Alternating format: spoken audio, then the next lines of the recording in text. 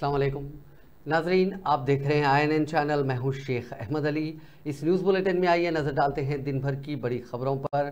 मारूफ शायर मुनव्वर राना की सैकड़ों सौगवाराओं की मौजूदगी में तदफीन पीर को बाद नमाज ज़ोहर लखनऊ में अमल में आई। इनका इतवार की रात दिल का दौरा पड़ने से इंतकाल हो गया था। जुलूस जनाजा में सैकड़ों अफराद मौजूद थे। मशहूर गीतकार व मुसन्निफ जावेद अख्तर ने लखनऊ पहुंचकर मुनव्वर राना के जनाजे को कंधा दिया और कहा कि ये शायरी और उर्दू का बड़ा नुकसान है। मुझे इसका बहुत अफसोस है। ये नस्ल एक एक करके रुखसत हो रही है और उसकी तलाफ़ी कभी नहीं होगी। उनकी कमी हमेशा के लिए रहेगी। उनकी शायरी मुतासिर कुन है, उनका अपना अंदाज़ तहरीर था। अच्छी शायरी लिखना मुश्किल है, लेकिन अपनी शायरी लिखना इससे भी मुश्किल है। मुख्तलिफ सियासी जमातों के कायदीन ने भी मुनव्वर राना के इंतकाल पर अपने गहरे रंजो मलाल का इजहार किया। समाजवादी पार्टी के सरबराह अखिलेश यादव भी मुनव्वर राना को खिराज अकीदत पेश करने के लिए उनकी रिहाइश गाह पहुँचे। अखिलेश यादव ने कहा कि मुनव्वर राना मुल्क के लिए अजीम शायर थे। बहुत कम ऐसे शायर हैं जो कई मौके पर इतना ज़्यादा बोलते हैं। मैं दुआ करूँगा कि खुदा उनके ख़ानदान को ये नुकसान बर्दाश्त करने की हिम्मत दे। मुनव्वर राना इतवार की शब 71 बरस की उम्र में दिल का दौरा पड़ने से इंतकाल कर गए। मुनव्वर राना जो तवील अरसे से बीमार थे, संजय गांधी PGI में दाखिल थे। पीर को उन्हें लखनऊ के ऐशबाग कब्रिस्तान में सुपुर्द खाक किया गया। मुनव्वर राना उर्दू अदब का एक बड़ा नाम थे। राना 26 नवंबर 1952 को रायबरेली में पैदा हुए। उन्हें 2014 में साहित्य अकादमी अवार्ड से नवाजा गया। मुनव्वर राना के इंतकाल पर वज़ीर आज़म नरेंद्र मोदी ने एक ट्वीट करते हुए उन्हें खिराज अकीदत पेश किया। राहुल गांधी की क़यादत में भारत जोड़ो न्याय यात्रा 14 जनवरी को मणिपुर से शुरू हुई थी और आज दूसरे दिन भी मणिपुर में यात्रा जोश व खरोश के साथ जारी है। दूसरे दिन हज़ारों अफराद सड़क पर राहुल गांधी का इस्तकबाल करते हुए दिखाई दिए। उन लोगों को साबिक़ सदर कांग्रेस ने यकीन दिलाया कि वो मणिपुर को एक बार फिर अमन व हमाहंगी से भरपूर रियासत बनाएंगे। भारत जोड़ो न्याय यात्रा के दूसरे दिन राहुल गांधी ने अपने एक मुख्तसर किताब में इस यात्रा को मणिपुर से शुरू करने का मकसद लोगों के सामने रखा। उन्होंने कहा कि मणिपुर से न्याय यात्रा शुरू करने का मकसद पूरे मुल्क में एक ताकतवर पैगाम देना था और लोगों को इस बात से आगाह करना था कि मणिपुर के लोग किस तरह के हालात से गुजर रहे हैं।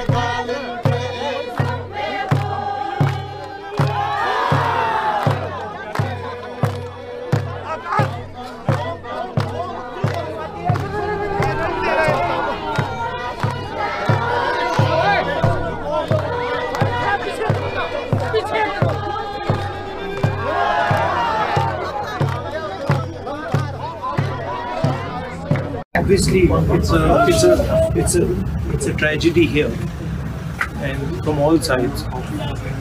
What surprises me is that the government of India doesn't seem to be bothered, and the Prime Minister hasn't visited. And the violence continues. Of course, we were welcomed with a lot of affection from all the communities. It's also a very beautiful place. But it's sad that people's livelihoods are being disturbed, businesses being disturbed, people have been killed, and so much damage is being done. But it's the first time in my life that I've seen this happening in an Indian state. Since 2004 I've been in politics, I've never seen something like this, where basically the law and order and the administrative elements have just given up and gone home, so to speak.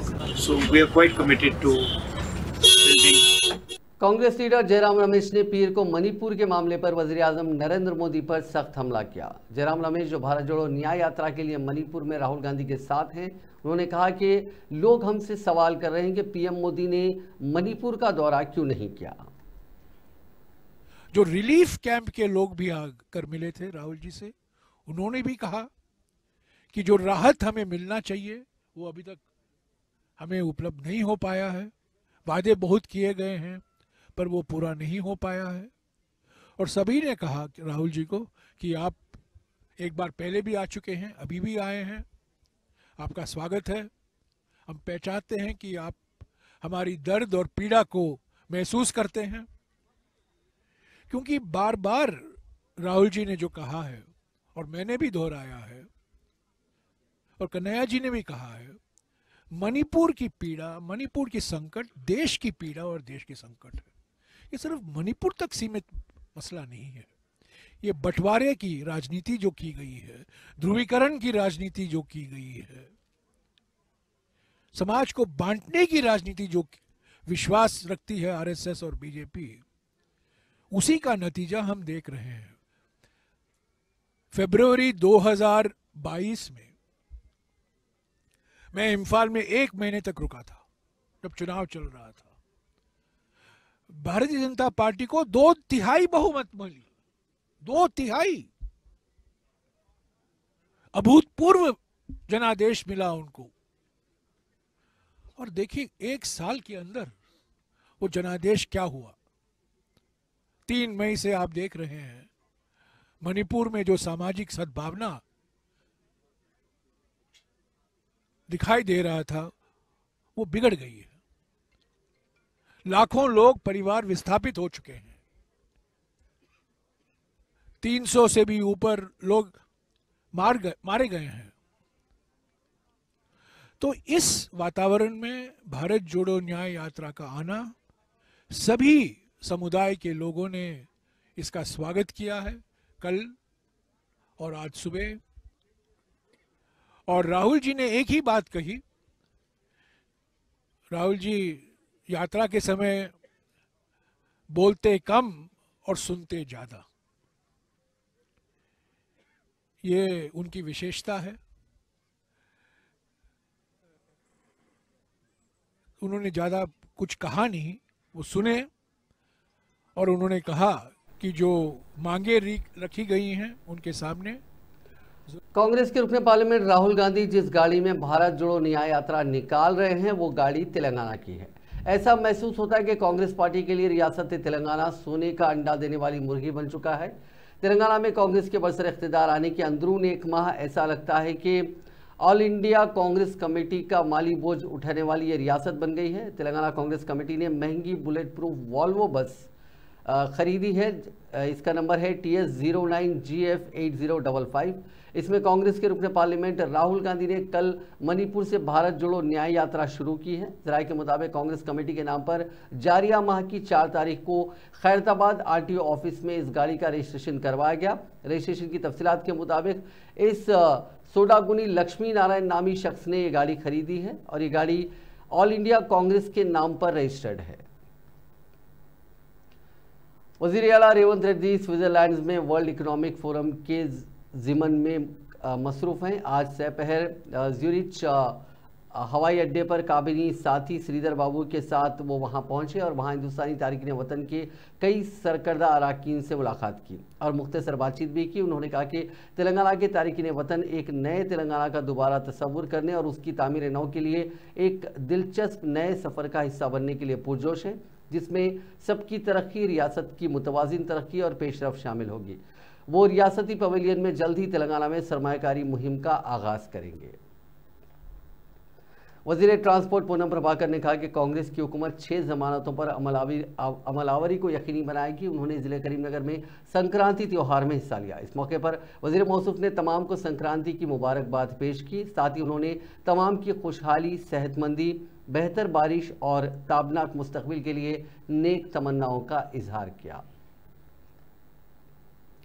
रियासती वजीर जुपल्ली कृष्णा राव ने आज media से बात करते हुए कहा कि बीआरएस के कारगुजार सदर केटी रामाराव की जानिब से कांग्रेस हुकूमत और कांग्रेस पार्टी पर कत्ल की सियासत करने का इल्ज़ाम बेबुनियाद है। भरमी का इजहार करते हुए उन्होंने कहा कि कांग्रेस के कल्चर से केटी रामाराव नावाकिफ़ हैं, इसीलिए इस तरह के झूठे इल्ज़ामात आयद कर रहे हैं। उन्होंने कहा कि मल्लेश यादव का कत्ल अराजियात के सिलसिले में किया गया और इस कत्ल से कांग्रेस पार्टी का कोई लेना देना नहीं है। उन्होंने बताया कि मल्लेश यादव ने असेंबली इंतखाबात से कबल बीजेपी में शमूलियत अख्तियार कर ली थी और रायदही से 10 दिन कबल बीआरएस में शमूलियत अख्तियार की थी।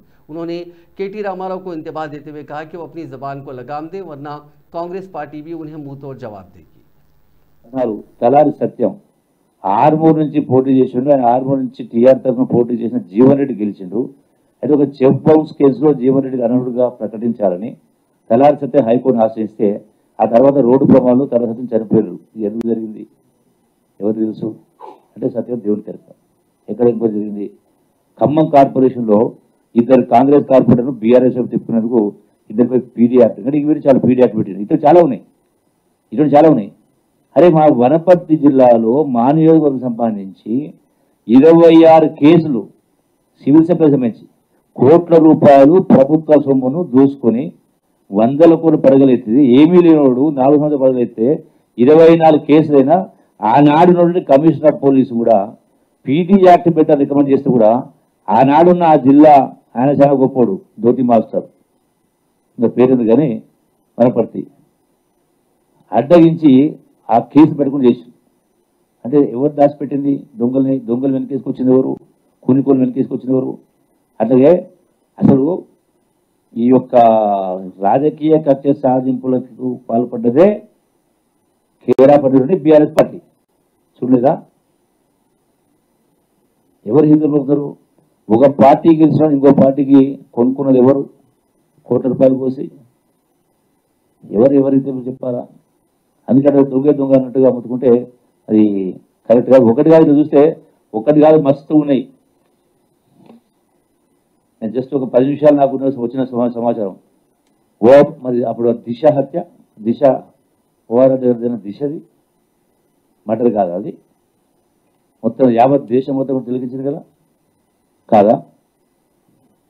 అట్లాగే కొత్తగూడెం మాజీ ఎమ్మెల్యే వరమ వెంకటేశ్వరరావు, तेलंगाना जन समिति के सरबराह प्रोफेसर कोदंडराम ने तेलंगाना की कांग्रेस हुकूमत की कारकर्दगी पर इत्मीनान का इजहार किया। उन्होंने एक तेलुगु न्यूज़ चैनल को दिए गए इंटरव्यू में वाजे किया कि 1 माह की जमहूरी हुकूमत पर आवाम में खुशी पाई जाती है, ये कहते हुए कि इसी तर्ज की हुक्मरानी को जारी रखने की ज़रूरत है। उन्होंने कहा कि ये अच्छे नतायज की अलामत है। उन्होंने निशानदेही की कि नई हुकूमत बेरोज़गारी और दीगर मसाइल पर तवज्जो दे रही है। गुज़िश्ता हुकूमत के दौरान रोज़ाना नए तनाव की सूरत हाल हुआ करती थी और दीगर जमातों के साथ मिलकर एहतजाज भी किया जाता था। प्रोफेसर कोदंडराम ने याद दिलाया कि पेशरफ हुकूमत के दौरान किसी मसले पर वज़ीर आला से नुमाइंदगी का फैसला किया गया था, उसी के हिस्से के तौर पर वो CPI CPM leader camp office Pragati Bhavan जाने वाले थे, ताहम CPI लीडरों को उनके दफातर और उनके घरों पर नज़रबंद कर दिया गया था। आज सूरत हाल इसके बरक्स है।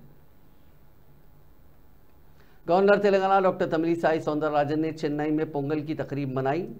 तमिलिसाई, जिनका ताल्लुक तमिलनाडु से है, चेन्नई के वीरागुंबाकम इलाके में वाक़ अपनी क़यामगाह में बड़े पैमाने पर रिवायती पोंगल की तकरीब का अहतमाम किया, जिसमें उनके अरकान ख़ानदान के साथ दीगर अफराद ने भी शिरकत की। इस मौके पर गवर्नर ने पोंगल की रिवायती डिश तैयार की। उन्होंने तमाम को पोंगल की मुबारकबाद भी दी। उन्होंने कहा कि गुज़िश्ता रोज़ वज़ीर आज़म मोदी ने दिल्ली में पोंगल की तकरीब में शिरकत करते हुए तमाम को मुबारकबाद पेश की। राम मंदिर की इफ्तिताई तकरीब के बारे में पूछे जाने पर उन्होंने कहा कि हर एक का एक ख्वाब था कि राम मंदिर की तामीर हो, आज ये ख्वाब पूरा हो रहा है। वज़ीर आज़म मोदी इस तकरीब में शिरकत कर रहे हैं, जो एक अच्छी बात है। इस पर वो सियासत नहीं करना चाहती।